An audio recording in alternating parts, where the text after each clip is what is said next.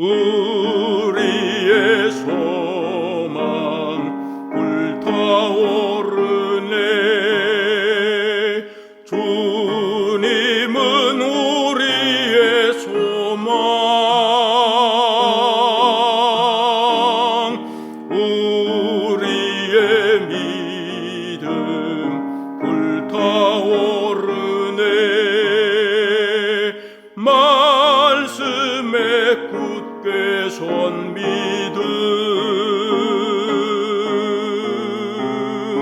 나은 때가 없으리. 주님 다시 오시리. 깨어 노래하여라. 할렐루야. 왕의 왕, 우리의 소망 불타오르네. 재림은 우리의 소망.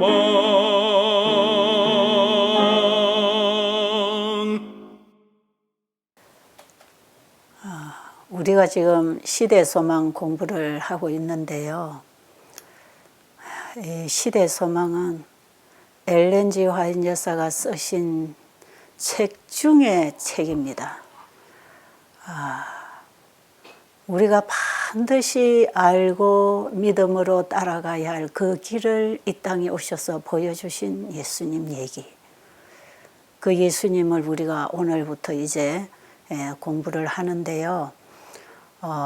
지난 2장에서 6장까지의 내용은 예수님께서 이 땅에 오시던 그때의 상황, 그 시대 배경적인 이런 얘기를 많이 기록했고, 그리고 이제 예수님이 4장에서 탄생하셨고 5장에서 하나님께 드려지는 봉헌식이 이루어졌고 6장에서 예수님의 탄생의 소문이 널리 알려지게 되는 이런 과정들을 우리가 이제 봤는데, 이제 지난 6장까지는 예수님의 출생에 대한 과정이라고 하면, 이제 오늘부터 우리는 본격적으로 예수님을 따라 이제 배우는 그 과정에 들어가는 것입니다.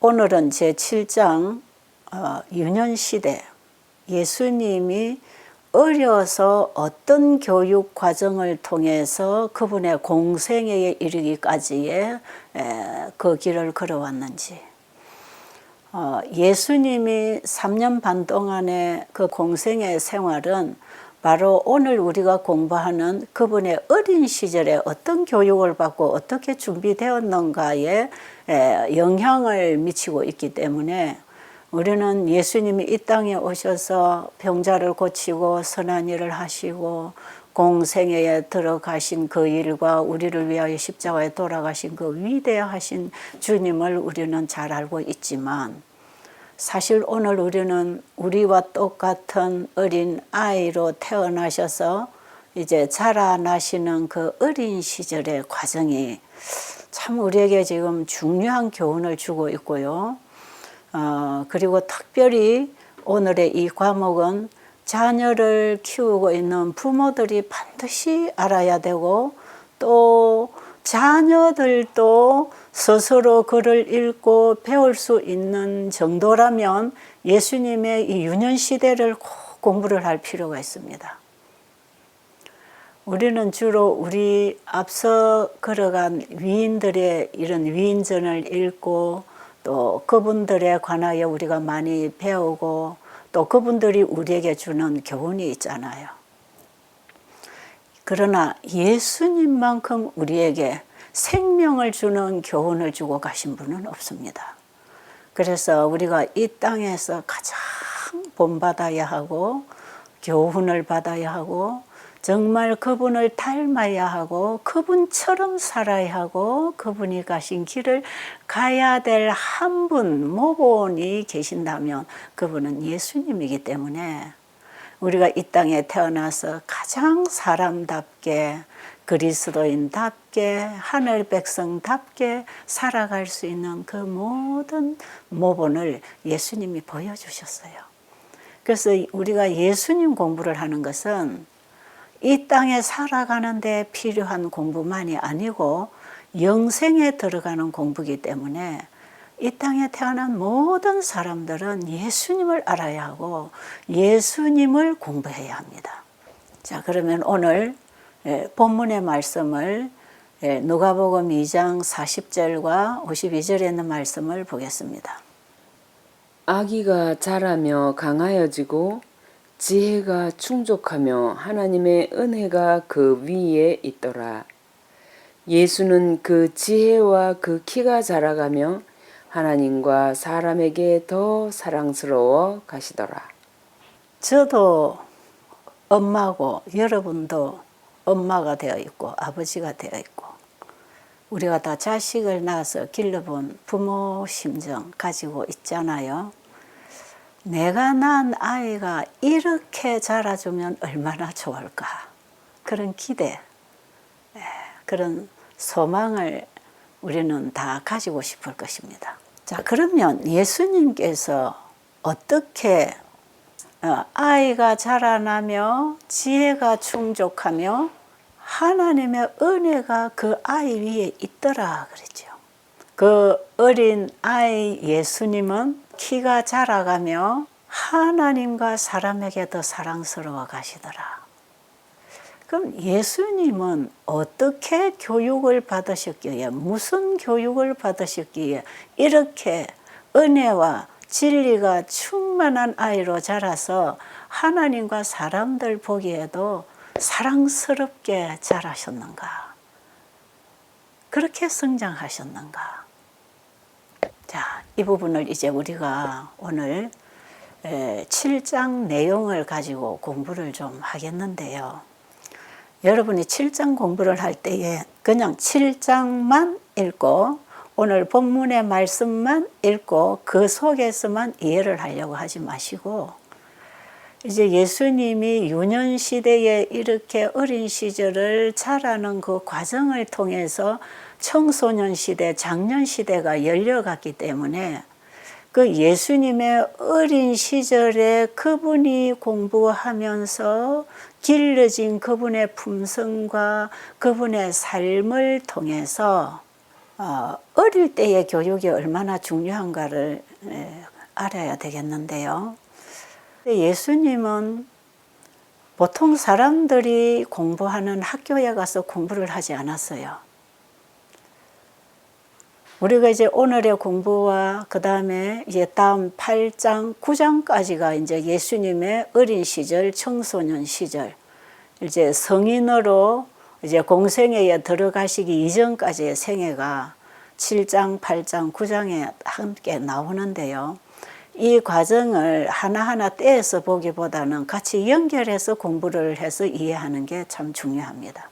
우리가 지난 5장에서 그 봉헌식에서 시몬이 예수님에 대해서 예언할 때에 패하고 흥하며 비방받는 표적되기 위하여 세움을 입었다 하는 예수님에 관한 예언을 선포했는데요. 지금 예수님이 어린 시절, 청년 시절을 지나면서 그 시대의 제사장들에게 또 자기 형제들에게 주변 사람들에게 예수님은 비방을 많이 받았어요. 왜 비방을 받았습니까? 그들의 가르침을 거절했어요. 그들이 정해놓은 어떤 규정이나 법칙이나 그들이 가르치는 유전이나 인간의 계명을 거절하고 그 시대에 보통 사람들이 하나님을 믿고 배우고 산다고 하는 그 사람들로부터 예수님은 비방을 받았어요. 진리를 고수하기 위해서 하나님이 말씀하시는 그 말씀에 따라 살아가기 위해서 예수님은 비방을 받으셨습니다. 패하고 흥하며 비방받는 표적되기 위하여 예수님이 세움을 입었다고 할 때에 우리도 예수님처럼 그 길을 따라갈 때에 비방을 받을 수밖에 없다고 하는 것을 예수님이 보여주셨다 이 말이에요. 예수님이 패하고 흥하는 이 과정은 큰 그림 속에서 하나님이 사람이 되시는 그 패함, 십자가에 죽으시는 패함, 그리고 예수님이 승리하시고 부활하시는 그 흥함, 우리 인류를 구원해서 하늘 백성으로 만들어 영원한 하늘에 살 수 있게 하시는 그 흥함, 이런 것들이 다 패하고 흥함에 속하는 예수님의 사역이고, 그분이 이 땅에 오셔서 우리에게 보여주신 모본이시지만, 특별히 예수님이 자라는 과정에서 그날 일과 속에서 날마다 사람들에게 이해받지 못하고 오해받고 비방받아야 되는 그 표적이 되셨다고 하는 것은 바로 그것도 우리의 모본이십니다. 그래서 우리가 예수님을 따라가는 그 길에는 하나님 모르는 사람들, 율법을 모르고 진리를 모르는 사람들에게 오해받고 비방받을 수밖에 없는 그 길을 우리는 걸어가야 한다. 이런 모본으로서 우리 앞서 가신 분이십니다. 여러분, 예수님은 율법을 잘 지키고 선한 봉사를 많이 하시고 착하게 사신, 죄 없는 생애를 사신 그분이 우리의 모본이 된다고 할 때는 이런 모든 내용들이 포함이 돼서 바로 그렇게 살아가셨다고 하는 그것을 알아야 된단 말이에요. 예수님이 어떻게 죄 없는 생애를 사셨는가는 바로 그분이 패하고 흥하며 비방받는 삶을 사셨기 때문에 그분은 하나님께 영광을 돌리고 하나님의 율법을 회복하는 분으로서 살아가실 수 있었다, 이 말이에요. 이 모든 과정에 있어서 그것은 온전히 아버지를 신뢰하고 그분의 말씀에 순종하는 예수님의 믿음이 존재하고 있었다는 것을 우리는 잊어버리면 안 됩니다. 예수님이 랍비 교육을 받지 않으신 이유는 외형적이고 어떤 지식적인 교육에 몰입을 하게 되면 하늘로부터는 그 진리에 대해서 배울 수 없었기 때문에 그렇습니다. 여러분, 예수님이 이 땅에 오셨던 시대에 랍비들은 그래도 하나님의 말씀을 가르치고 신앙을 가르친다고 하는 선생들이었잖아요. 그들도 성경을 펴고 가르쳤잖아요. 그런데 그들의 해석하는 그 해석을 예수님은 배우지 않았어요. 너무나 복음의 본질에서 또는 율법의 본질에서 벗어난 율법을 가르치고 벗어난 신앙을 가르치고 있었기 때문에 예수님은 그들에게서까지도 교육받기를 거절하시고 직접 성경을 통해서 또 천연계를 통해서 그의 부모에게서 배우고 직접 하나님께로부터 오는 그 가르침을 통해서 예수님은 끊임없이 하늘의 교육을 받으시고 계셨다, 이 말이에요. 자, 우리가 지금 예수님의 어린 시절에 그분의 아름다우신 지혜와 은혜가 충만하게 사람들에게 사랑스러워 가시는, 하나님에게도 사랑스러워 보이는 그 아이로 성장할 수 있었던 것은 세상의 사람으로부터 교육받지 아니하고 직접 하나님께 교육받고 하나님이 창조하신 천연계를 통해서 교육받고 하나님께 지혜를 얻어서 아들을 하나님의 자식으로 기르기 위해서 교육시키는 그 부모로부터 가정에서 교육을 받았어요. 오늘의 주제를 공부하고 있는 분들 중에 결혼해서 자녀를 갖기를 원하시는 분 또는 자녀를 낳아서 기르고 계시는 엄마 아빠가 있다면 오늘의 이 주제는 우리에게 중요한 메시지를 주고 있다는 사실을 알아야 될 것입니다. 요즘에 이 아이를 낳아서 기르는 엄마 아빠들이 무엇이 더 중요한지를 잘 모르는 것 같아요.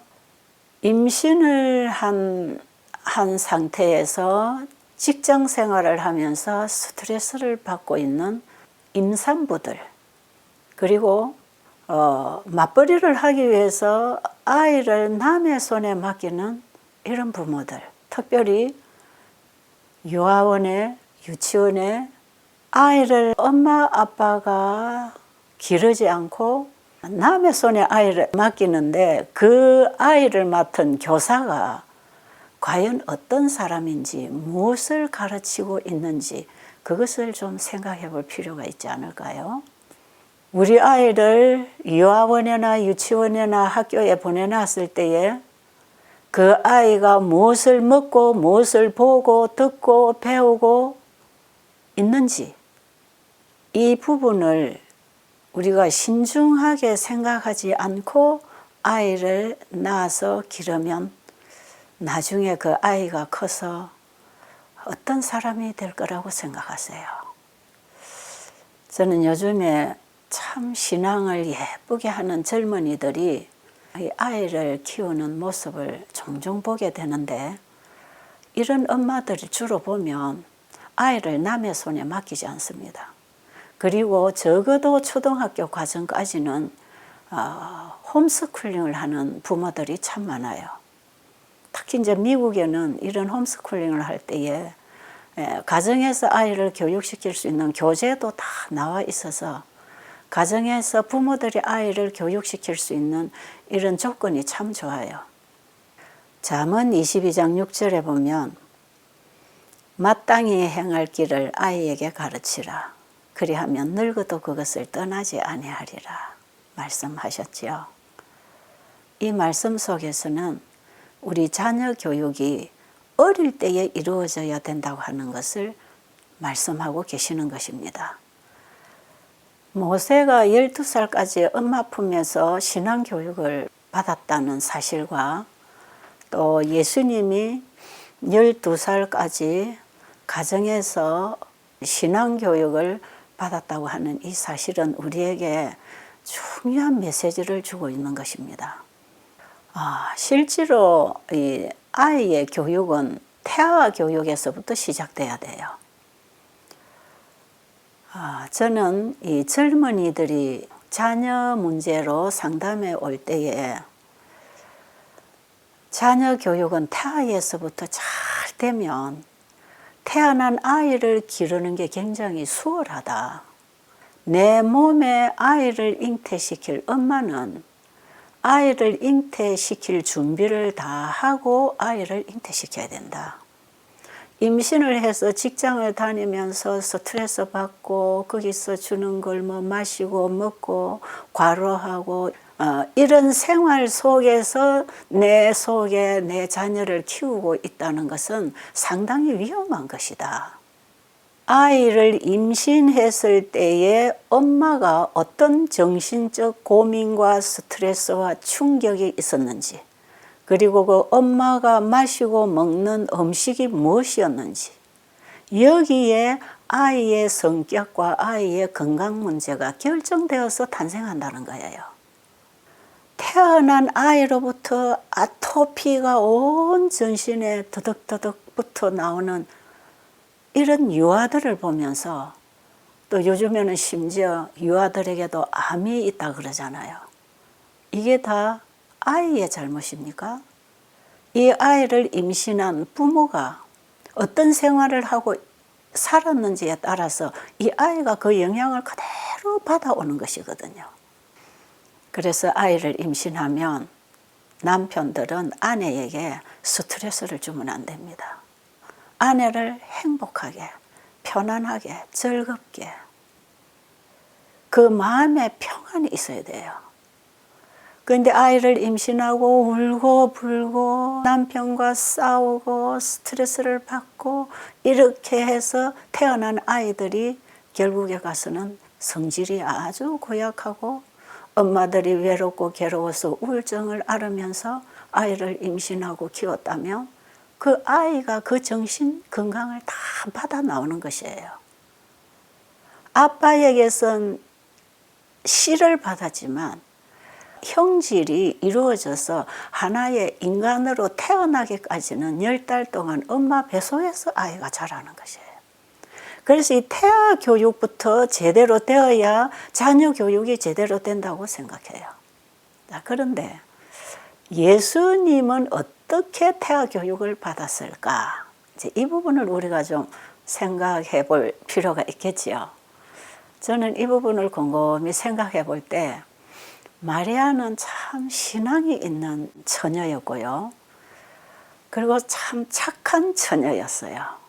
누가복음 1장 27절로 보면 천사가 마리아에게 나타나서 네가 아이를 임신할 것이라 하니까 마리아는 내가 사내를 알지 못하는데 어떻게 아이를 낳습니까? 했을 때에 성령이 너를 덮으시리니 네가 낳을 그 아이는 하나님의 아들이라. 이 말을 천사가 했을 때에 마리아는 38절에서 뭐라고 말합니까? 주의 계집 종이오니 말씀대로 내게 이루어지이다. 이게 마리아의 믿음이었어요.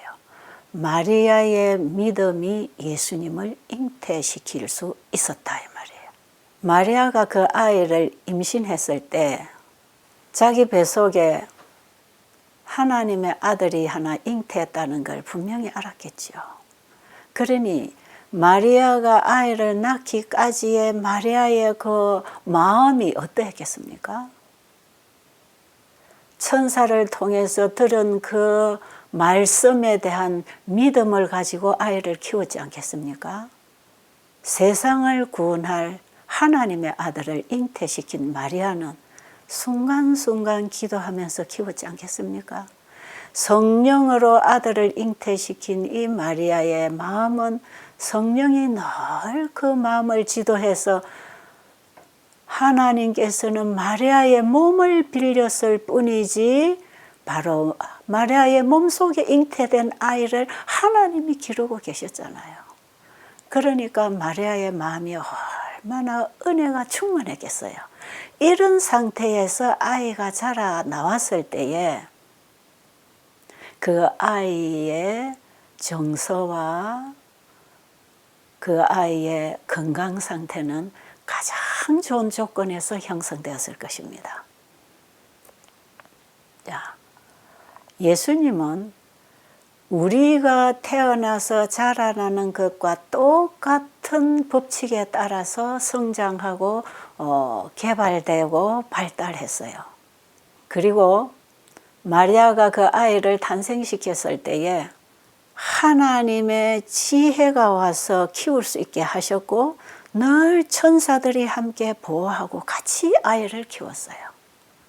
그러니까 이 아이는 어떤 분위기 가운데서 젖을 먹고 밥을 먹고 말을 배우고 생각하고 자라났을까요?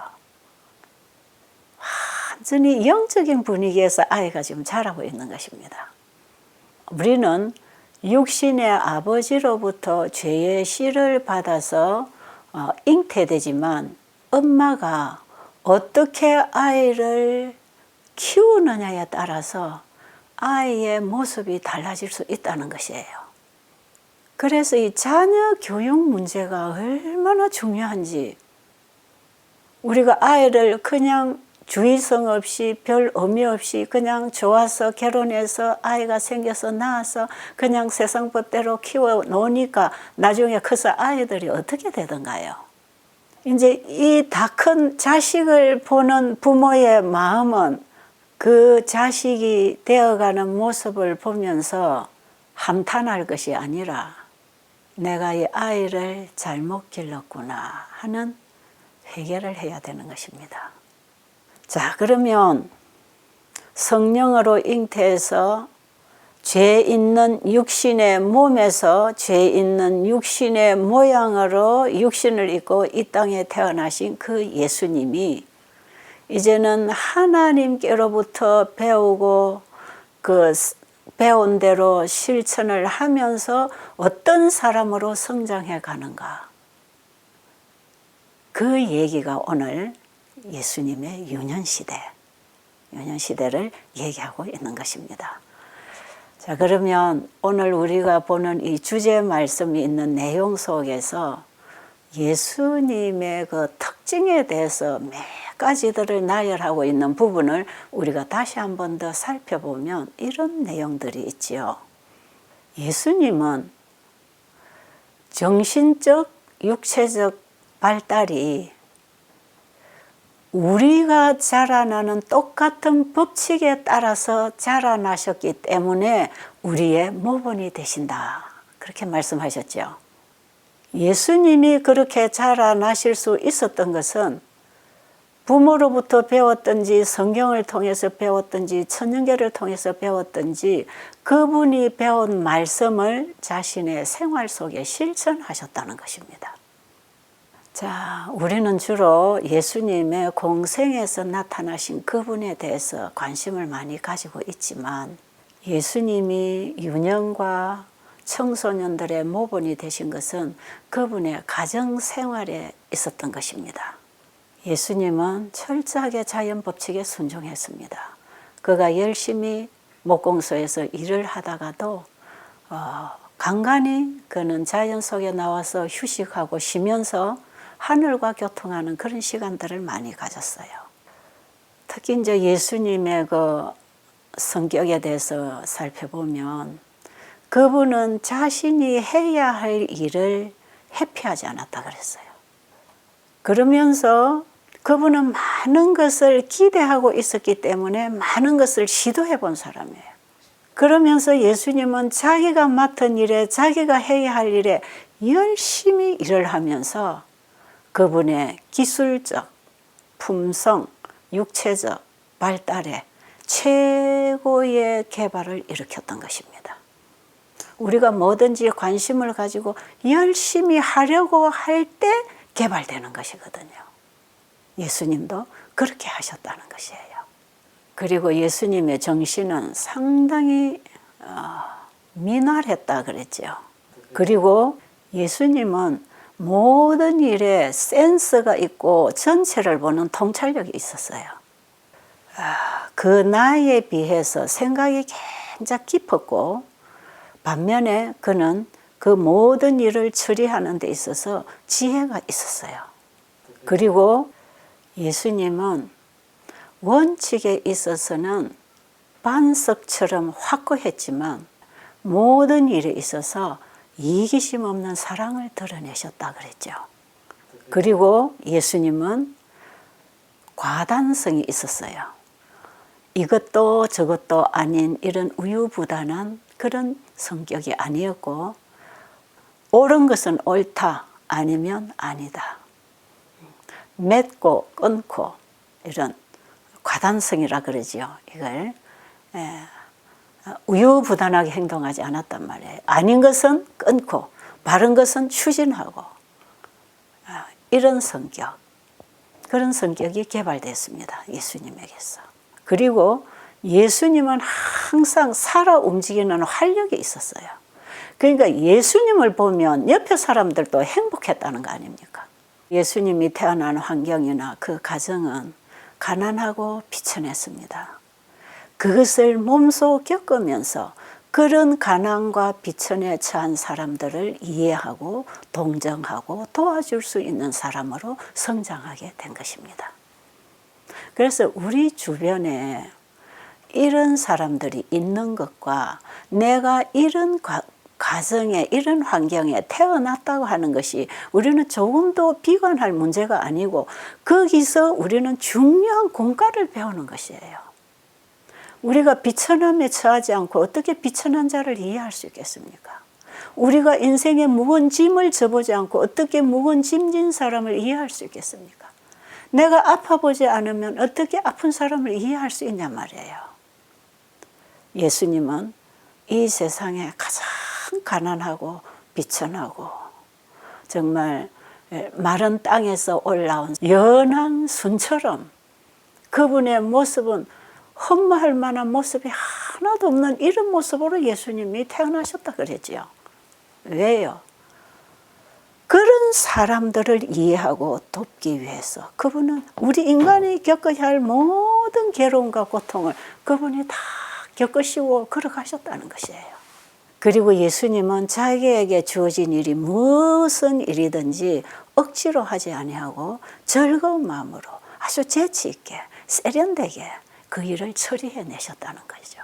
그래서 예수님이 목공소에서 일을 하시면서도 그 어린 나이에 아버지를 돕고 아마 형제들도 거기서 일을 했는지 모르겠어요. 그런데 아마 예수님처럼 미날한 통찰력을 가지고 그 일을 전체를 보면서 아버지가 시키지 않아도 착착착착 그 일을 해낼 수 있는, 그래서 예수님은 아마 최고의 목공이 되었을지도 모릅니다.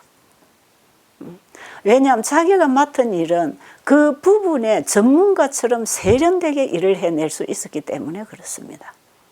그러면서 예수님은 늘 돕는 자 입장에서 일했어요. 아마 형제들이 잘 못하면 바로 가서 도와주고 가르쳐 줬을 것이에요. 참 친절했겠지요. 그러면서 예수님은 자기가 맡은 일에, 주어진 일에, 그 환경에 열심히 충성하고 자기 몫을 하면서도 하늘의 사물을 생각할 수 없을 만큼 그 일에 빠져들지 않았어요. 예수님은 세상 사물에 몰두하느라고 하늘 사물에 대하여 등한시하지 않았다 이 말이에요. 그리고 예수님은 늘 피곤할 때나 지칠 때를 막론하고 그분은 늘 노래를 불렀다 그러죠. 찬송을 하면서 기도를 하면서 하늘 사물에 그분의 마음이 고정되어 있었기 때문에 어떤 힘든 과정이 생길 때에 마음에 사탄이 어떤 어두운 그늘을 갖다 줄 때에 그분은 늘 하늘을 생각하면서 찬미를 부름으로써 그 어두운 생각을 다 몰아냈다는 것입니다. 여러분, 우리도 이렇게 될 수 있을까요? 어떤 때는 좀 괴로운 일이 생기고 내 마음이 깜깜하고 어두울 때 있지 않습니까? 그런데 그 부분을 자꾸 생각하면 우리는 그 생각을 따라서 그 일에 그냥 빠져들어 버리잖아요. 그런데 그럴 때에 찬미를 불러라 이 말이에요. 기도하면서 찬미를 부르면 그 모든 어둠을 밀어내 버린다는 것이에요. 그래서 예수님은 이 유년 시절에 그 나사렛 동네를 오르내리면서 동네 사람들이 이 아이가 노래 부르면서 명랑하게 일하는 그 모습을 보고 상당히 감동을 받았다는 것입니다. 그래서 예수님이 계신 곳은 늘 행복했다는 거 아닙니까? 예수님의 주변 환경은 상당히 복잡하고 시끄럽고 불안한 상황이었지만 예수님 자신은 굉장히 침착하고 조용하고 단순한 생활을 했다고 그랬어요. 그래서 우리가 어떤 환경에서도 환경의 영향을 받지 않을 수 있다고 하는 모본을 보여주고 계시는 것입니다. 예수님이 이렇게 살아가시면서 하나님과 사람 앞에서 사랑스러웠다 그랬어요. 여러분, 지금 우리는 다시 시작합시다. 지금 내가 자녀를 낳아서 기를 수 있는 기회를 지나버렸다면 내 자신을 교육하십시오. 내 자신을 위해서 공부하십시오. 저는 이 오늘의 이 예수님의 유년 시대를 공부하면서 내 자신을 가르치고 있습니다. 그리고 우리 자녀들이 다 커버렸다면 그 커버린 자녀들도 지금 공부하세요. 공부는 죽을 때까지 하는 겁니다. 사람은 배운 것으로 살아가잖아요. 자기가 아는 것으로 살아가지요. 죽을 때까지 우리는 배워야 합니다. 다만 나는 다 안다고 하는 고집을 가지고 자만을 가지고 배움에 대한 문을 닫지 마시고 지금부터 내가 다시 배워야 되겠구나.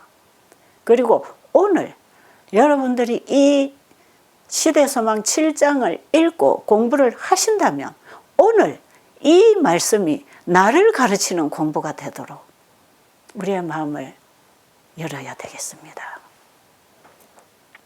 그래서 우리는 다시 거듭나서 새 사람으로 자라나는 시작을 지금이라도 시작해야 되지 않겠습니까? 그러면 이제 오늘 우리에게 주신 말씀들을 좀 살펴보면서 예수님이 어떻게 배우시고 또 부모들은 어떻게 가르쳤는지 여러분이 다 읽었으리라 생각하고 제가 중요한 부분만 조금 짚으면서 오늘의 공부를 하도록 하겠습니다.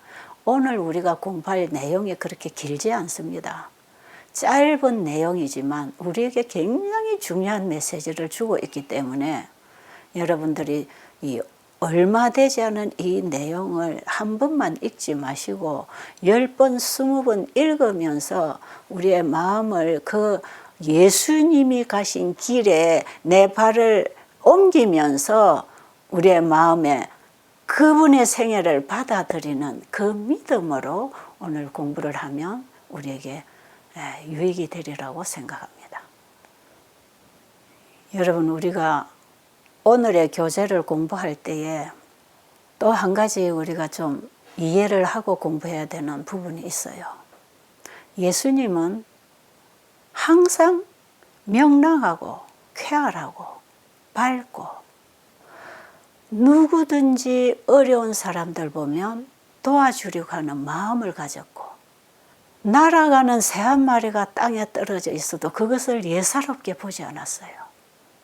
예수님의 마음이 항상 명랑하고 기쁘고 노래로 찬양으로 기도로 그분이 평안한 가운데 행복한 가운데 항상 행복한 아이로 살아가는 모습을 주변 사람들이 봤거든요.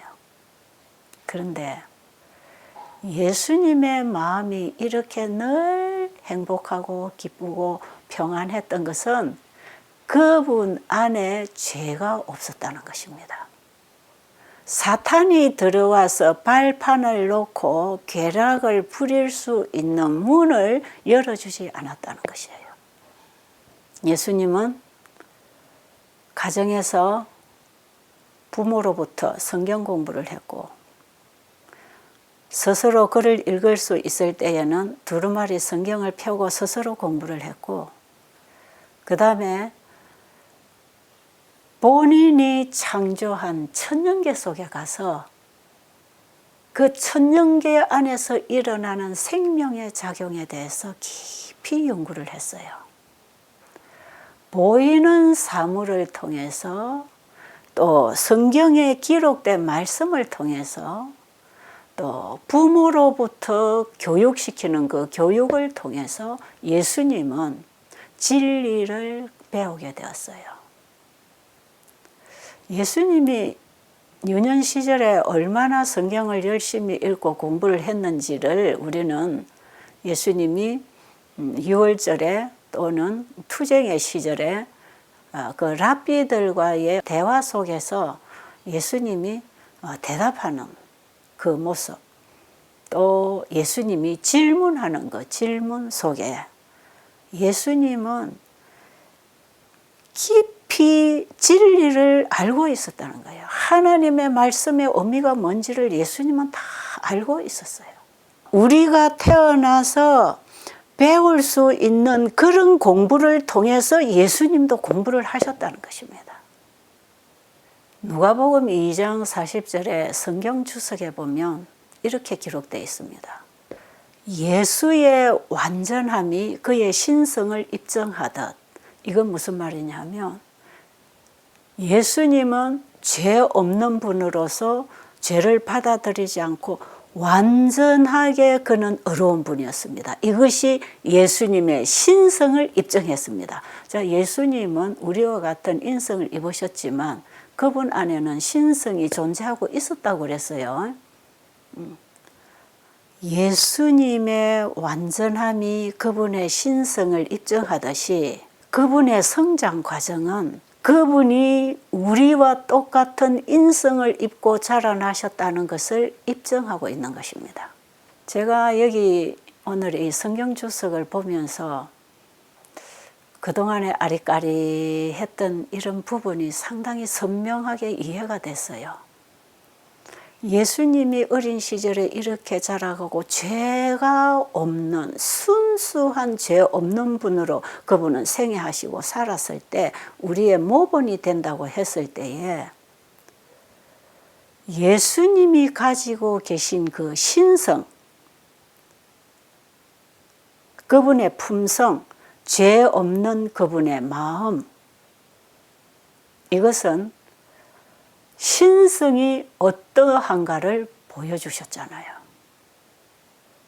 그래서 하나님은 죄 없는 분입니다. 예수님의 신성 안에는 죄가 흔적도 없었습니다. 그런데 예수님이 우리와 같은 육신을 입고 율법 아래 나신 그 육신 예수님의 그 모든 생활, 배우고 실천하고 사신 그분의 생애는 완전한 사람으로서의 모범. 우리가 하나님으로부터 배우고 하나님의 품성을 가지고 있을 때에 어떠한 사람으로 성장할 수 있는지 우리가 성장하는 그 과정과 똑같은 과정을 통해서 예수님의 인성이 성장하셨다는 것입니다. 교육 14페이지에 보면 이런 말씀이 있어요. 모든 참된 지식과 진정한 발달의 근원은 하나님을 아는 지식에 있다. 사람의 마음과 하나님의 마음이 만나고 유한한 자와 무한하신 분이 만나게 되는 것이다. 이러한 만남이 지덕체의 발달에 미치는 영향은 실로 헤아릴 수 없이 크다. 이 말씀을 제가 상당히 자주 인용하는 말씀인데요. 모든 참된 지식과 진정한 발달의 근원은 하나님을 아는 지식에 있다. 하나님을 아는 지식으로부터 참된 지식과 진정한 발달의 근원이 있다. 이 말씀에 보니까 우리의 정신적인 부분이나 영적인 부분이나 우리 육체적인 발달에 있어서 하나님을 알 때에 그분을 아는 그 지식으로부터 우리의 영과 혼과 몸이 자라고 개발되고 발달될 수 있다 하는 내용이지요. 여기에 교육에 참 원리가 있다고 생각합니다. 예수님은 참된 교육을 받으셨어요. 자, 그러면 예수님은 하나님과 하나로 신성을 가지고 이 땅에 오셔서 성경을 공부하면서 천연계를 공부하고 배우면서 그렇게 그분의 품성과 지식과 육체와 정신이 발달되었다면 우리는 어떻게 그분을 만나서 그분 안에서 교육이 되어질 것인가? 그 부분을 여기 중요하게 짚어놨잖아요. 사람의 마음과 하나님의 마음이 만나고 유한한 자와 무한하신 자가 만나게 될 때 우리의 영적이고 정신적이고 육체적인 발달이 이루어지고 있다 이 말이에요.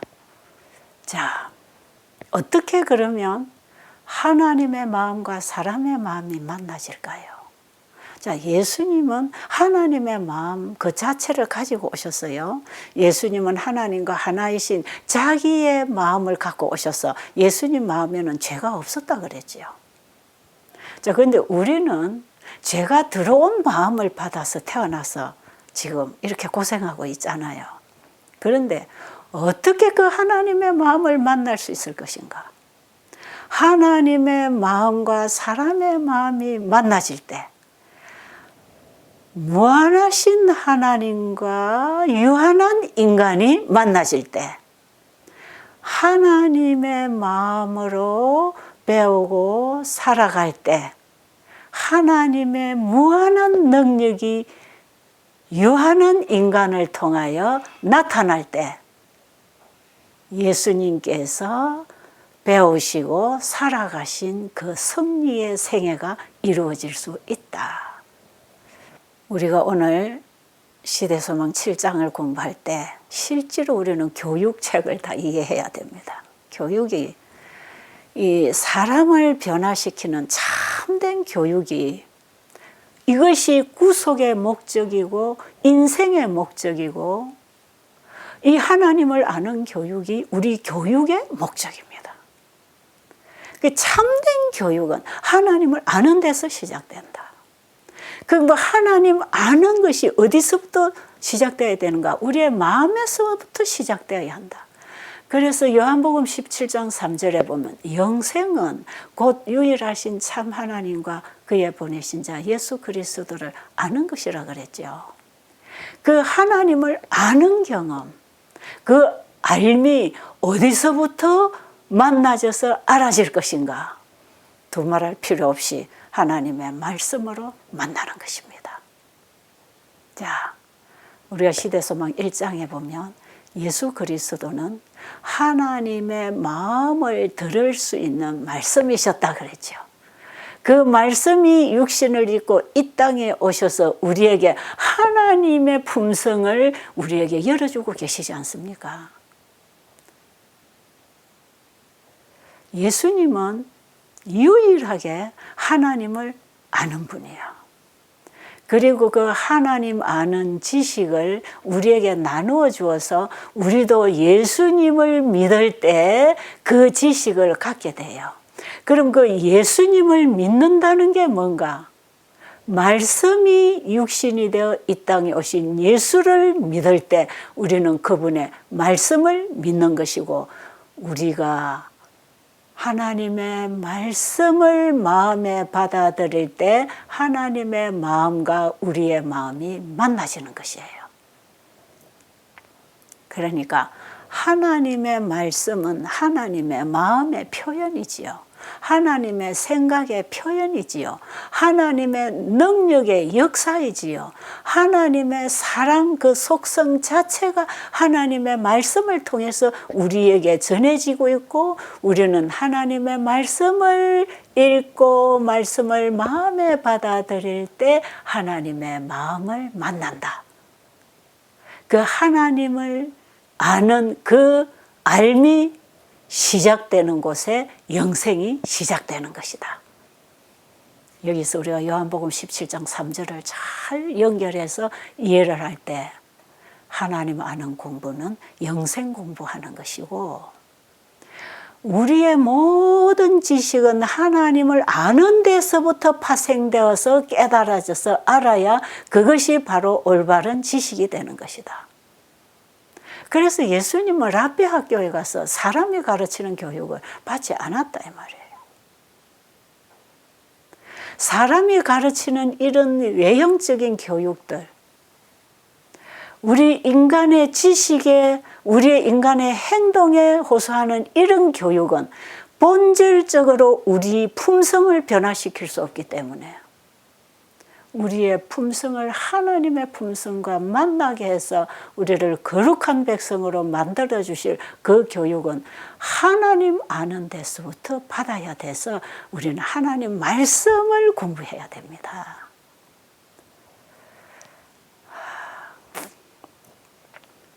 여러분, 하나님 말씀에 창조력이 있다 그랬죠.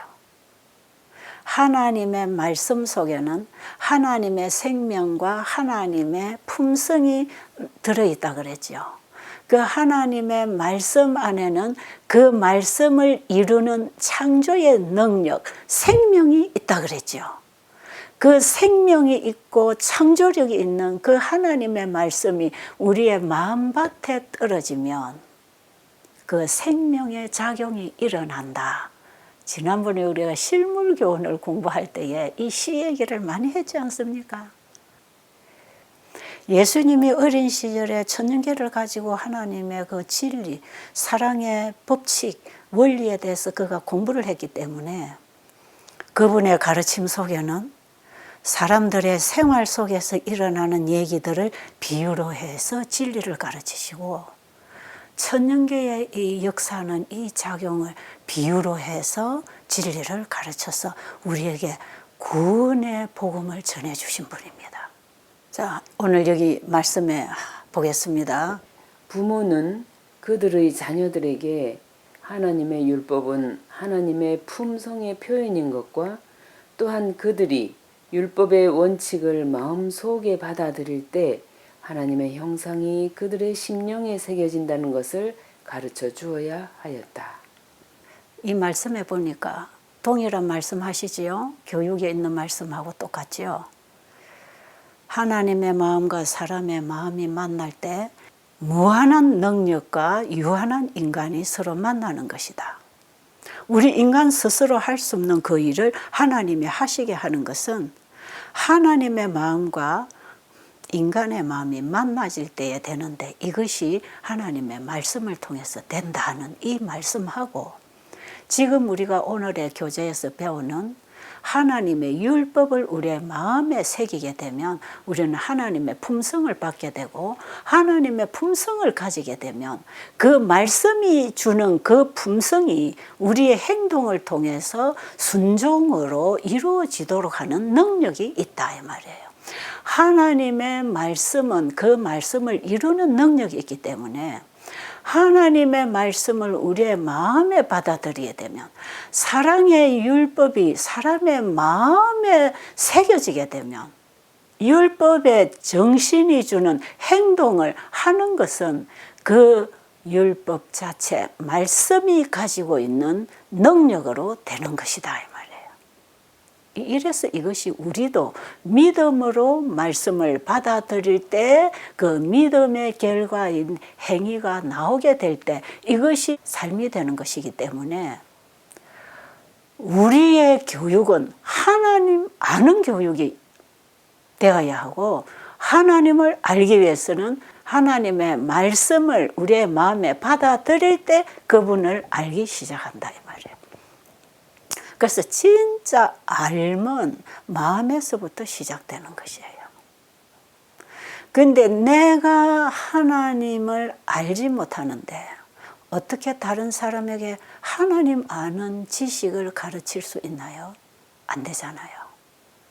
그러니까 우리는 자녀를 가르치기 전에 자녀를 가르치는 부모가 먼저 하나님 아는 지식을 가져야 돼요.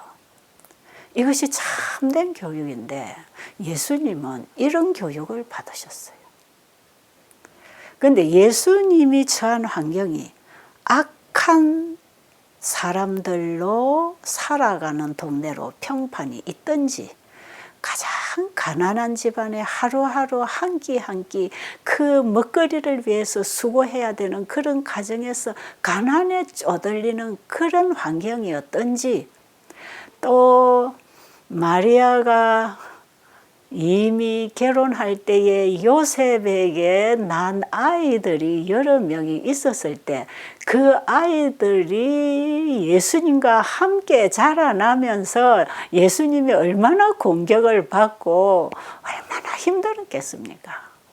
예수님이 자라나신 그 가정 환경은 가정에서부터 일터에서나 동네에서나 전혀 그분이 하늘의 가마력만 받아서 성장할 수 있는 조건이 갖추어지지 않았어요. 이것은 우리에게 뭘 보여주느냐? 우리가 태어난 가정 환경과 우리의 살아가는 상황, 우리가 사는 세상이 어떠하든지 거기에 우리가 영향을 받지 않을 수 있다. 이것을 우리에게 보여주는 또 모본이십니다. 그런데 이런 상황 속에서도 예수님이 외부로부터 오는 시험을 받아들이지 않을 수 있었던 것은 예수님은 다 부지런히 일을 하셨어요. 부지런히 일을 하시지만 과로해서 건강을 해칠 만큼 또 과로하지는 않았어요. 그분은 시시각각으로 하나님이 창조하신 조용한 곳을 찾아다니면서 기도하고 말씀을 보는 이런 시간을 예수님은 종종 가지셨고요. 그리고 그 말씀에서부터 그 하나님과의 교제가 일어나면서 진리를 하나하나 더 배워가고 깨달아가는 그 암 속에서 세상으로부터 오는 모든 유혹물들을 이기고 벗어날 수 있는 힘과 능력을 받았어요. 예수님 안에는 늘 하나님이 살아계셨어요. 말씀을 한번 보도록 하겠습니다. 많은 기자들의 말과 같이 그리스도는 여느 아이들과 같았다고 말하는 것은 옳지 못한 말이다. 그는 보통 다른 아이들과 같지 않았다. 잘못된 인도를 받고 잘못된 취급을 받는 아이들이 많았지만 요셉과 특별히 마리아는 그들의 아이의 아버지는 하나님이시라는 것을 언제나 기억하고 있었다. 예수는 그의 사명이 가진 거룩한 성질과 일치된 교육을 받았다. 그분이 그들에게 물으시는 질문들은 그들로 하여금 진리의 위대한 요소들을 가장 열렬하게 연구하게 하였다.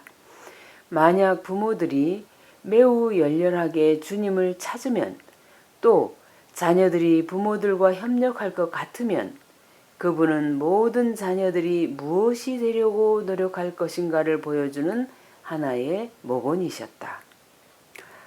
마리아와 요셉이 예수님을 교육할 때에 그 예수는 하나님의 아들이라는 사실을 잊어버리지 않았죠. 예수님은 우리와 다른 목적을 가지고 이 땅에 오신 분이고 우리와 다른 씨를 받아서 태어나신 분이에요. 우리의 아버지는 아담의 혈통을 따라 태어난 인간이지만 예수님은 아담의 혈통을 따라 태어난 분이 아니잖아요. 하나님의 아들입니다. 하나님의 생명을 받아 우리와 같은 인성을 입고 태어난 사람이에요. 예수님은 예수님이 이 땅에 오신 목적과 그 사명에 일치한 교육을 받으셨다 이 말이에요.